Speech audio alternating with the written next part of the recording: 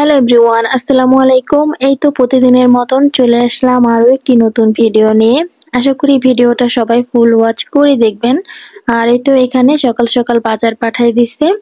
আর এখানে বাজারে ছিল ইলিশ মাছ আর অনেকগুলো সবজি পাঠাইছে আমার শ্বশুরে। আর এখানে আজকে ইলিশ মাছ রান্না করব। ইলিশ মাছটা রান্না করব কচুর গাঁটি দিয়ে। এই তো এখানে কচুর গাঁটি ছিল, এখানে হচ্ছে কচুর গাঁটিগুলো আমার শাশুড়ি কেটে দিতেছে আর আমি হচ্ছে এদিকে রান্নাঘরে ভাজি বসাই দিছি। এটা আলু দিয়ে কাঁকরোল ভাজি করে নিতেছি আর আলু দিয়ে কাঁকরোল ভাজি ভালোই লাগে খেতে। আর এখানে এই যে আমার শাশুড়ি কচুর গাঁটি কাটার পর এখন মাছগুলা কেটে দিতেছে। আজকে তো মাছ রান্না করব, কচুর গাঁটি দিয়ে ইলিশ মাছ রান্না করব। আর ইলিশ মাছের সাইজগুলো ভালোই ছিল, বেশি বড়ও ছিল না আবার একদম ছোটও ছিল না, মাঝারি সাইজ ছিল। আর এই সাইজটাই ভালো লাগে। আর এখানে এই যে ভাত রান্না হয়ে গেছে আর এখানে কচুর গাঁটিগুলো আমি ভালো করে ধুয়ে নিলাম। এখন ইলিশ মাছের তরকারিটা বসাই দিব।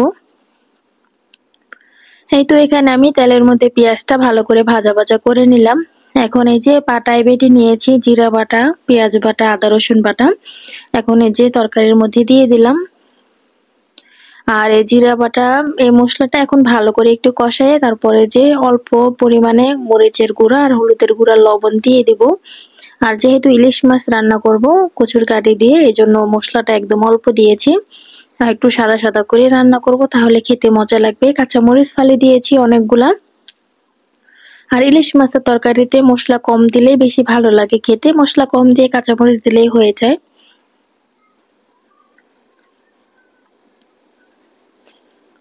আর এই তো ওইদিকে যে আমরা তো রান্না বান্না করতেছি, আমার শাশুড়ি কেটে কুটে দিতেছে আর মারিয়াম সবসময় ও দাদির সাথে লেগেই থাকে, যতক্ষণ পর্যন্ত ওর দাদিরা কেটে কুটে দেবে ততক্ষণ পর্যন্ত ওইখানেই বসে থাকবে। এরপরে যে এখানে আমি এখন মাছগুলা ধুয়ে নিতেছি, এই মাছগুলো আমার শাশুড়ি কেটে দিছে। 3টা মাছ পাঠাইছে, 2টা মাছ নিয়েছি রান্না করার জন্য আর একটা মাছ ফ্রিজে রেখে দিছি, পরে ওটা কোনো এক সময় ভেজে খাওয়া যাবে। আর এখানে আমি মশলার সাথে ভালো করে এখন গাঁটিগুলা কষাই নিব, এরপর হচ্ছে মাছগুলা দিয়ে দিব। আর এখানে অল্প পরিমাণে লবণ দিয়ে দিলাম। আর এখন ভালো করে একটু কষাই নিব, তারপর মাছ দিয়ে দিব। আর এদিকে তো এই যে কাঁকরোল ভাজিটা হয়ে গেছে, আমি নামাই নিছি, নামাই তারপর হচ্ছে ইলিশ মাছের তরকারিটা বসাইলাম। আর এই যে মাছগুলা এখন দিয়ে দিলাম, কচুর গাঁটিগুলা একটু কষাই নিছি, এখন মাছগুলাও হালকা ভাবে একটু কষাই নিব, এরপর পরিমাণ মতন পানি দিয়ে দিব। আর এই তো এই যে এখানে গাঁটির মধ্যে গাঁটি দেওয়ার পর মশলার মধ্যে এখন মাছ গাঁটি দেওয়ার পর মশলাগুলো অনেকটাই কমে আসছে। অল্প মশলা দিয়েছি আর কাঁচামরিচ বেশি করে দিয়েছি যাতে খেতে একটু ভালো লাগে। এই তো এদিকে তো রান্না করতেছি আর মারিয়াম খেলতেছে। মাশাআল্লাহ, আমার ছোট মেয়েটা যখন শরীর ভালো থাকে বা মনটা একটু ভালো থাকে তখন ও খেলে, কখনোই জ্বালায় না। এই যে আমার মেয়ে এখানে খেলতেছে একা একাই। এই তো এখানে আমার শাশুড়ি সকালকার নাস্তা করে নিতেছে। আর সকালের ভাত খেতে খেতে একদম 11টার পরেই হয়, 11টা 11:30টার মতন বেজে যায়। এরপরে যে এখানে আমার ইলিশ মাছের তরকারিটা তো হয়ে গেছে, দেখতে অনেক সুন্দর হয়েছে আর খেতেও কিন্তু অনেক মজা হয়েছিল। আর এই যে ডাল গতকালকে রান্না করেছিলাম রাত্রে, ডাল পাতুরি, সেটাই এখন একদম শুকাই নিব। আর এই শুকনা ডাল দিয়ে কিন্তু খেতে অনেক মজা লাগে, সাথে যদি পেঁয়াজ আর শুকনা মরিচ বা কাঁচা মরিচ হয় তাহলে তো আরো মজা লাগে খেতে। আর এই তো এখানে তরকারিও হয়ে গেছে, দুপুরে রান্না বান্না শেষ আর এখন এই তো দুপুরে খেতে বসে পড়লাম।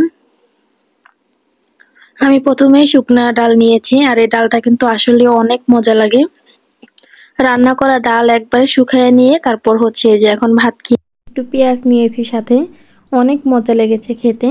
আর এই যে কচুর গাঁটির তরকারিও নিয়েছি, ইলিশ মাছ দিয়ে রান্না করেছি, এটাও অনেক মজা হয়েছিল। আসলে তরকারি দিয়ে একটা তরকারি যদি মজা হয়ে যায় তাহলে ভাতটা কিন্তু একটু বেশি খাওয়া পড়ে, যেমন আজকের তরকারিটা আসলে খুব মজা হয়েছে।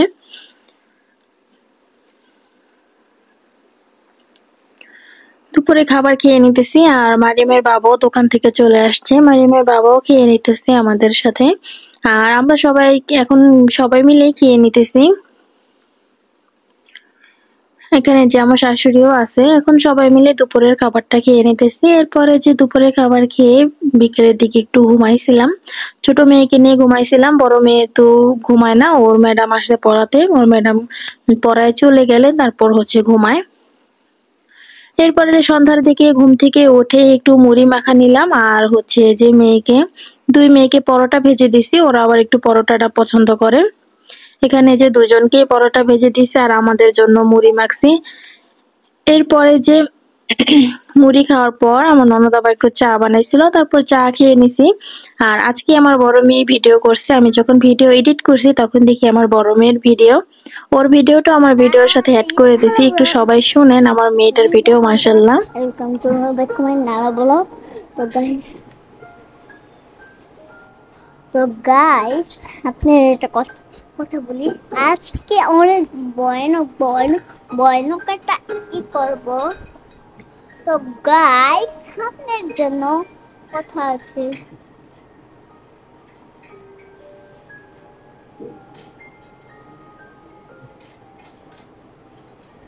আপনি বুঝেন না, আমার বুঝতে ধরে নেই। তো গাইস, আমি হচ্ছে হরর ভিডিও করব। তো গাইস, শুরু করতে ভিডিও। তো গাইস, আমি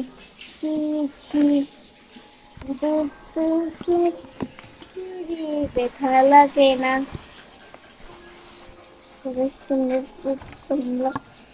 আজকের মতন আমি রান্না বান্না করবো সব কিছু।